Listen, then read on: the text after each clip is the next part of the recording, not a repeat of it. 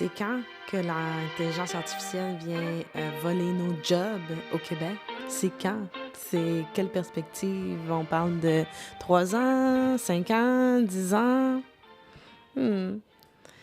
Je me suis posé la question, en tout cas, quand j'ai vu que la compagnie Rogers avait licencié 10 000 personnes. Fait que là-dessus, ben, bienvenue dans l'univers d'Alex. C'est ça, voilà. Aujourd'hui, on va parler d'intelligence artificielle, comment que ça va bouleverser nos milieux de travail. Il faut se rendre compte que c'est une réalité et non une perspective abstraite. Euh, c'est vrai.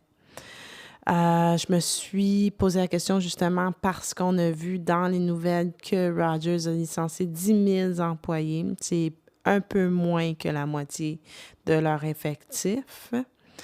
C'est à se poser la question, c'est-tu à cause de l'intelligence artificielle qui va remplacer les tâches que faisaient ces personnes-là licenciées? On nous dit que c'est bien sûr, il y avait besoin de restructuration. La compagnie n'allait pas très bien, il n'y avait pas des très bons chiffres. Mais aussi, il y a une part de responsabilité de l'intelligence artificielle qui vont vouloir automatiser, si ce n'est pas déjà fait, certains travails. Si on regarde les employés qui ont été licenciés chez Rogers, ça a été des coupures beaucoup dans le milieu administratif et donc, on parle des milieux comme en comptabilité, marketing, services juridiques, gestion des projets, cadre intermédiaire, RH. Ce sont les métiers dans lesquels il y a eu des coupures. Où est-ce qu'on n'a pas coupé? C'est le centre d'appel parce qu'il y avait beaucoup d'employés qui étaient syndiqués. Donc, ils n'ont pas touché aux employés syndiqués pour les packages. Ils ont donné des packages aux personnes non syndiquées. Bon, voilà. Ça se demandait, c'est quel secteur de métier que l'intelligence artificielle va venir remplacer dans un futur proche. Je dirais futur proche, ce serait comme un horizon de 3 ans. Quand on parle de l'horizon de 3 ans aussi, quand on parle d'horizon avec l'intelligence artificielle, du jour au lendemain, ça peut basculer tout ça. Aujourd'hui, on parle de 3 ans. Demain, on pourrait parler d'1 an et demi parce que l'intelligence artificielle, ça l'apprend par soi-même. Fait que ça peut débarquer du jour au lendemain avec une nouvelle affaire qui vient révolutionner le marché. Puis sans qu'on puisse même prédire qu'il y aura cette nouvelle technologie-là, nouvelle façon d'être avec l'intelligence artificielle. Les métiers qui sont affectés avec l'intelligence artificielle pour les 3 prochaines années, les postes à risque. C'est des postes, on retrouve des postes en informatique comme technicien informatique, développement, des développeurs juniors, des programmeurs. Exemple, il va y avoir un ingénieur développeur en chef qui pourrait travailler avec une série d'intelligence artificielle pour faire le travail qu'une équipe de développeurs fait aujourd'hui en informatique. Un autre domaine aussi, le service à clientèle, les centres d'appel, les clavardages, tout peut se faire maintenant éventuellement aussi par des chatbots. Le monde, ils disent « Ah, ça me tente pas de parler à un robot. » OK, fait que quand tu utilises ChatGPT, donc un chatbot, on n'a pas vraiment l'impression de parler avec un robot, tu sais. Et en plus de ça, la technologie vient de tout le temps de mieux en mieux. Fait que dans 3 ans, encore moins. On peut même personnaliser notre petit robot, décider que c'est une femme avec un accent de la Gaspésie qui nous parle de façon empathique. Donc, on pourra, d'après moi, même personnaliser notre chatbot.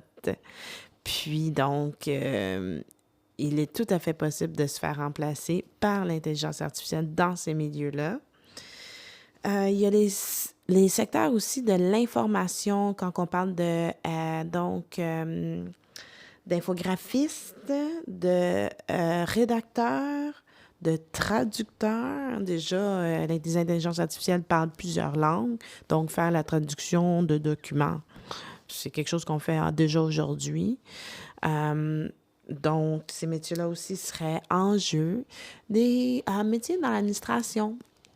Exemple, secrétaire juridique, commis comptable, euh, des emplois qui font de la saisie de données. Ce sont tous des tâches qui peuvent être automatisées par l'intelligence artificielle. Ensuite de cela, bon, dans les milieux comme dans les banques, dans les assurances, donc courtier en assurance pour une assurance simple, comme une assurance habitation ou une assurance voiture. Tout le monde est obligé d'avoir une assurance en voiture. On n'aura plus besoin d'humains là, pour faire ces interactions-là, pour faire le traitement des dossiers. Pour des affaires simples et récurrentes, l'intelligence artificielle pourra très bien faire le travail. Octroyer un prêt à la banque, ça, ce sont aussi des événements, des travaux qui sont quand même assez répétitifs. Ça ne sort pas de l'ordinaire. Octroyer un prêt, faire du recouvrement, ce sont tous des choses que l'intelligence artificielle peut faire dans les horizons de 3 ans, de maintenant à 3 ans finalement. Tu vois, est-ce que finalement, il y aura des coupures d'emplois? C'est pas qu'il y aura plus de ces emplois-là, ils vont exister encore. On va avoir besoin de moins d'effectifs, moins d'employés pour effectuer ces travaux-là. Puis là, c'est à se demander, mais si moi, là, je suis un étudiant qui sort du secondaire, je m'en vais étudier en quoi, moi? Post-secondaire, si les emplois sont remplacés par l'intelligence artificielle, ben il y a certains domaines qui sont durement remplaçables par l'intelligence artificielle.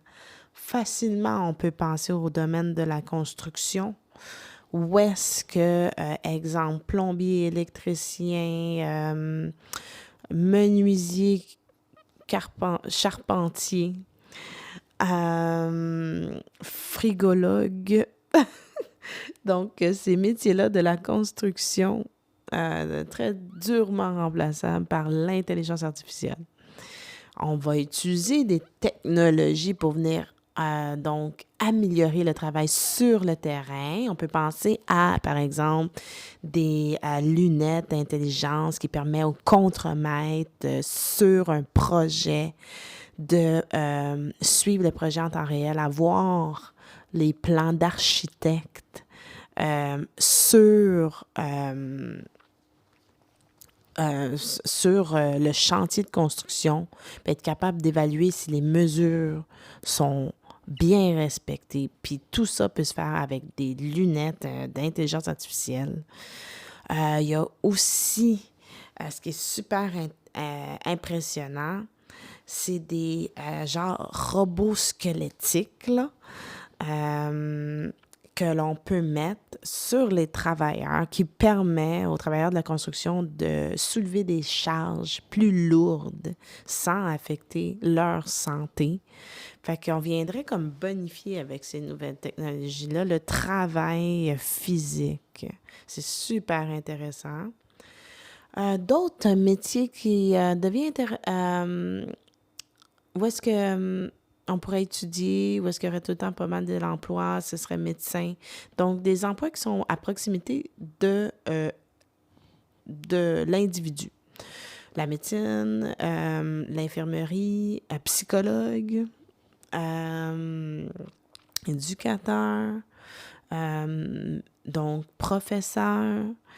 Ce seront des emplois qui sont proches des personnes, travailler dans le communautaire, choses comme ça. C'est des emplois qui ne se feront pas facilement et rapidement dans un horizon de 3 ans remplacés par l'intelligence artificielle. Puis là, c'est à se demander finalement, c'est quoi le plan B aux personnes là, qui travaillent dans les milieux où est-ce que l'intelligence artificielle peut les remplacer, va les remplacer dans 3 ans?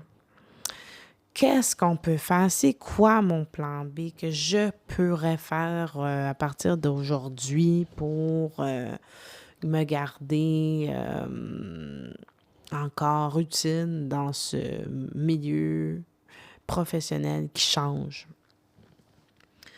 Il y a plusieurs choses que l'on peut faire. On peut aller chercher des formations en intelligence artificielle parce que le commis comptable simple peut être remplacé par un commis comptable qui, lui, a une base en intelligence artificielle. Euh, Une autre chose aussi, c'est de développer son côté critique parce que pour être capable de déceler quand l'intelligence artificielle fait des erreurs, fait des hallucinations. Donc, on va pouvoir travailler sur notre côté critique. Également, d'autres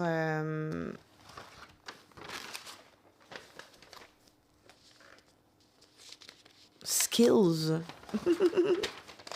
d'autres qualités, compétences qu'on doit travailler pour rester dans le milieu du travail, c'est l'adaptabilité. Oui, ça c'est sûr. Tout change rapidement, même si j'ai une formation à IA d'il y a 1 an, dans 2 ans, ça va changer. Fait qu'il faut apprendre à apprendre. Si on veut rester...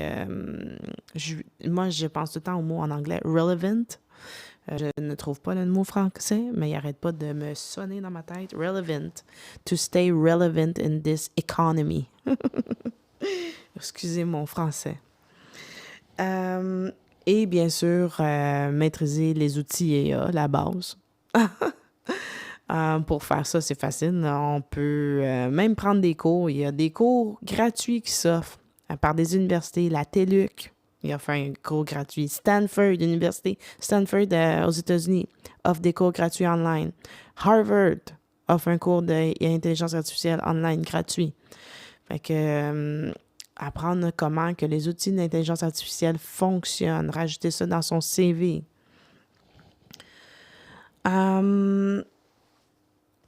Les métiers en ce moment de l'intelligence artificielle qui sont demandés, prisés, parce que... Oh, excusez-moi. Problème technique.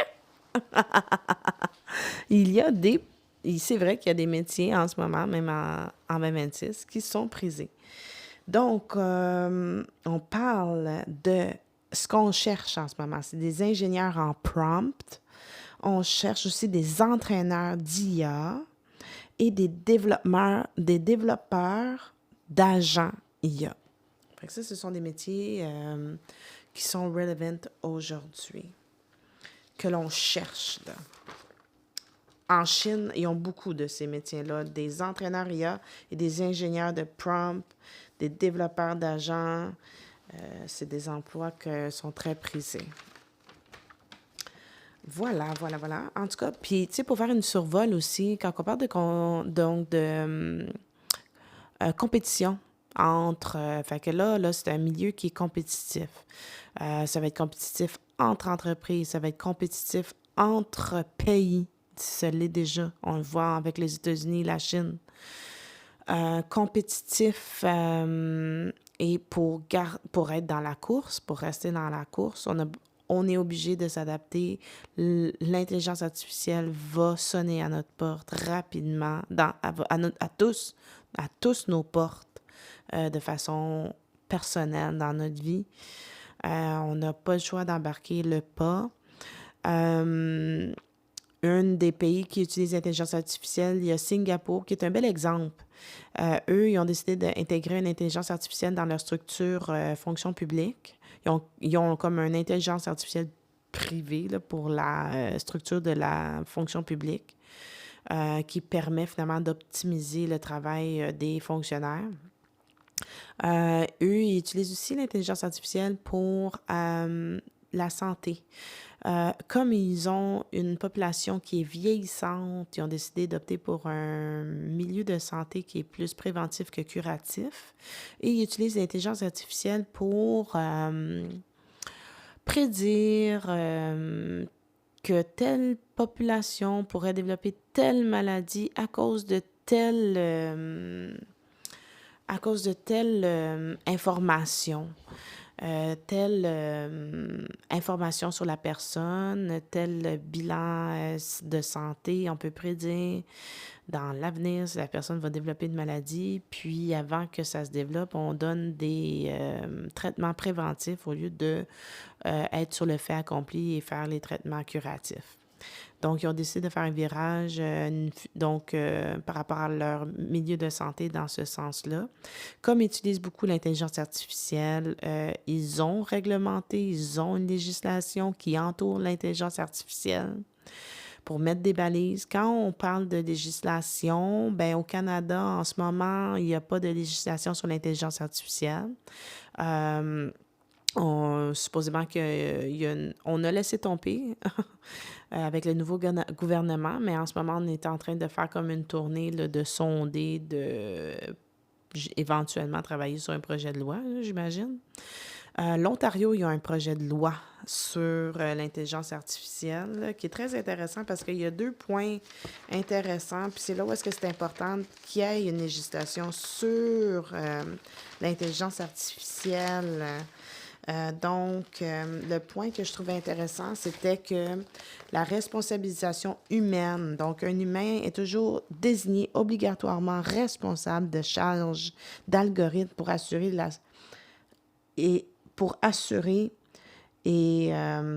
assurer là, finalement le travail de AI. Fait qu'il y a toujours un humain qui est responsable en arrière du travail d'un AI, c'est dans la législation. Puis une transparence totale aussi. Un autre de leurs points dans leur législation, c'est que le gouvernement doit documenter publiquement où se trouvent ces intelligences artificielles. Au Québec, on n'a pas encore de législation propre à l'intelligence artificielle. On croit que les leviers légaux existants sont suffisants pour le moment. À voir, à suivre. Voilà. Puis, un autre pays qui est très intéressant qui utilise l'intelligence artificielle, c'est la Chine, bien sûr. Donc, quand on pense à la Chine, honnêtement, on doit penser au futur. Nous, ce qu'on peut projeter dans le futur, dans 3 ans, la Chine nous a déjà dépassés, là, aujourd'hui, en 2026. Quand on pense au futur, la Chine est déjà en train de vivre qu'est-ce qu'on pense qui est le futur. Donc, comme par exemple, il y a certaines grandes métropoles de la Chine qui utilisent pour leurs taxis, qui utilisent pour le transport des camions. C'est carrément l'intelligence artificielle. Carrément, il n'y a pas d'humain là, qui conduit des taxis dans certaines métropoles de la Chine. Ils ont automatisé aussi des centres de distribution avec l'intelligence artificielle. Ils ont automatisé aussi la distribution dans les ports avec l'intelligence artificielle. Ils ont également, eux, ils ont comme des champs d'éoliennes ou des champs d'électricité, là, des panneaux solaires. Puis, ils sont capables, avec les algorithmes, de prédire s'il va y avoir des pannes d'électricité. Ils sont vraiment en avance avec l'intelligence artificielle. Ils ont créé ils ont beaucoup d'emplois de supervision de l'intelligence artificielle. Donc, il y a des emplois qui sont là, qui sont viables à surveiller ce que l'intelligence artificielle fait. Exemple aussi, dans les lignes de montage, c'est des robots intelligents, donc des robots qui ont une intelligence artificielle, mais il y a des humains qui supervisent quand même leur travail. Puis j'imagine qu'il doit y avoir d'autres sortes d'emplois comme des techniciens pour réparer ces robots-là. Là, si ça ne fonctionne pas, faut qu'il y ait, j'imagine, une forme de mécanicien de robot. Je ne sais pas si ça a un terme. Là. C'est le terme pour donc réparer tous ces robots-là. Voilà. C'est bien sûr qu'il faut comprendre que la réalité, le portrait de l'employabilité au Québec, puis pas seulement qu'au Québec, dans les autres provinces. Tu sais, si on fait une comparaison dans le Canada, en fait, comme l'intelligence artificielle vient beaucoup affecter les travails où est-ce que c'est plus administratif, l'entrée de données, du travail clérical dans ces domaines-là, administratifs. L'Ontario et le Québec, bien, l'Ontario a beaucoup de sièges sociaux, donc va être impacté par la venue de l'intelligence artificielle. Puis également, le Québec, on se rapproche beaucoup à une économie qui ressemble à celle de l'Ontario par rapport à tous les travaux administratifs que l'on a dans nos entreprises. Un autre aspect aussi, c'est avoir l'intelligence artificielle, parce qu'au Québec, on est quand même particulier que notre économie est basée sur les petites et moyennes entreprises également. Donc, le portée de l'intelligence artificielle dans les petites en moyennes entreprises, à quoi ça va ressembler? Est-ce qu'ils ont-ils le financement, l'argent pour rentrer ces systèmes-là, pour rester compétitifs dans le marché? Est-ce que ça sera des plus grosses compagnies qui vont offrir des services à bon coût pour automatiser l'IA dans les petites moyennes entreprises? Voilà, c'était mon émission sur l'intelligence artificielle. J'espère que vous avez aimé. Si vous avez aimé, bien sûr, vous pouvez liker et abonnez-vous à la chaîne. Puis j'ai hâte de vous revoir. À bientôt.